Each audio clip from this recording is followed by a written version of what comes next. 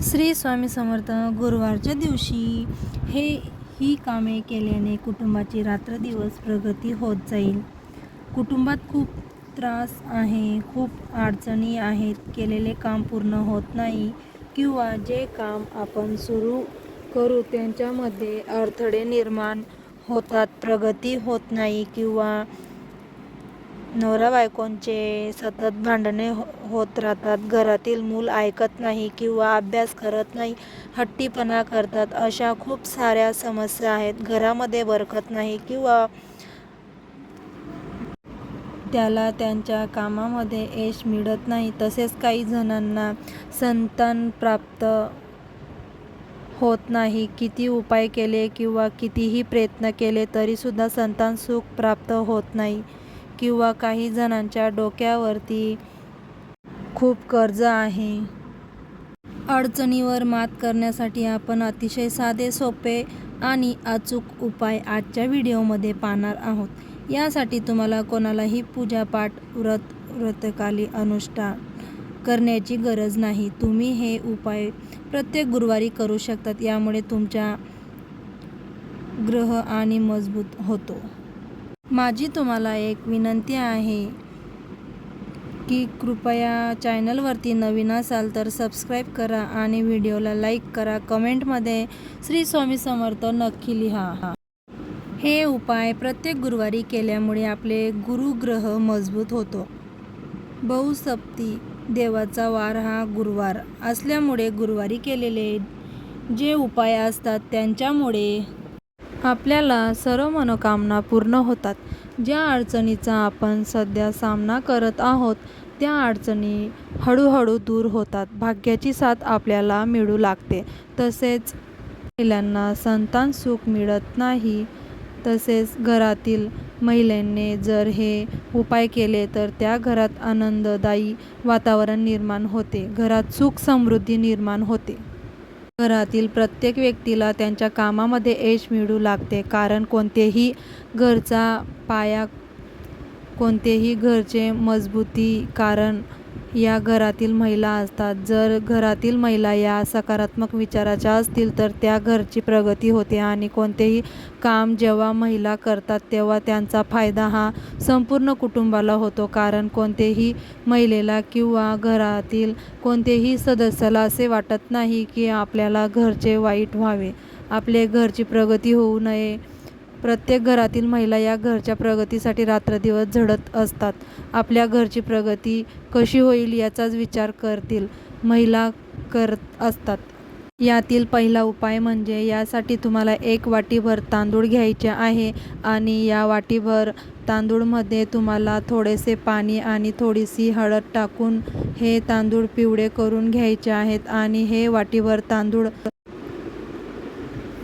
तुम्हाला तुमच्या घरच्या आसपास किंवा घराजवळ जिथे पक्षी येतात तिथे तुमच्या गॅलरीमध्ये किंवा घरच्या छतावरती तुम्हाला हे वाटीभर तांदूळ पक्ष्यांसाठी ठेवायचे आहेत. गुरुवारी सकाळी तुम्हाला हा उपाय करायचा आहे.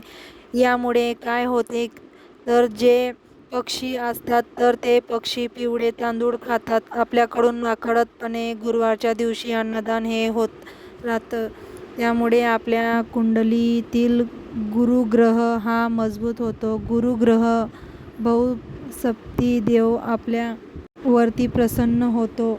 यामुळे आपल्या आयुष्यात, आपल्या जीवनात ज्या काही समस्या आहेत ते आपल्याला हळूहळू कमी होताना दिसू लागतात. दुसरा उपाय म्हणजे गुरुवारच्या दिवशी तुम्हाला तुमच्या जेवणामध्ये पिवळ्या पदार्थाचा समावेश करायचा आहे. जसे की हरभऱ्याची डाळ असेल, बेसन असेल, त्यापासून आपल्याला जी काही भाजी बनवायची असेल तर ती बनवायची आहे. किंवा पिवळ्या रंगाच्या फळांचा आपल्याला आहारामध्ये समावेश करायचा आहे. जसे की केळी असतील, संत्री असतील. म्हणजेच गुरुवारच्या दिवशी आपण जास्तीत जास्त पिवळ्या रंगाच्या पदार्थांचे आपल्याला आहारामध्ये समावेश करायचा आहे. ज्योतिषशास्त्रानुसार हे सिद्ध उपाय मानले गेलेले आहेत. कारण प्रत्येक दिवसाचा वेगळा असा महत्त्व आहे.